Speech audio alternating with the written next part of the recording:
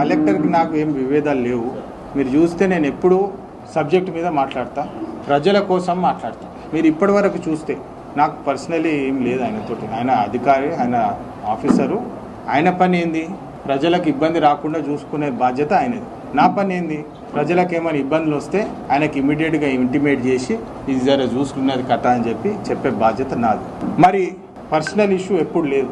నేను పర్సనల్గా ఎవరితోటి ఏం ఇష్యూ లేదు. ఇప్పుడు మీరు దాదాపు 2 years అవుతుంది, మీరందరూ కూడా చూస్తున్నారు. చిన్నప్పటికెళ్ళి ఇక్కడనే చూసినారు, కాకగారి మనవాడిని మీరు అందరు చూసినారు.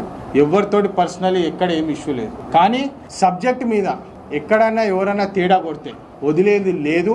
అలా అధికారంలో ఉన్నా, నేను అధికారంలో ఉన్నా లేకున్నా, ఏదన్నా సరే ఎవరైనా పబ్లిక్కి సంబంధించిన విషయాల మీద ఎవరన్నా ఈజీగా తీసుకున్నా, పబ్లిక్ కోసం పనిచేయకుండా వాళ్ళ సొంత లాభాల కోసం అన్నా, మరి వాళ్ళు చేసిండ్రు, వాళ్ళు చెప్పిండ్రు, వీళ్ళు చెప్పిండ్రు, అధికారులు పాలిటిక్స్ చేయొద్దు. కేవలము ప్రజల కోసం పనిచేయాలి. అందుకని నేను ఉన్నాను. ఖచ్చితంగా నేను మళ్ళొకసారి ఇట్లా ఏమైనా అయితే కూడా ఖచ్చితంగా నేను వాయిస్ రేజ్ చేస్తా. ఎవ్వరి గురించి భయపడేది లేదు.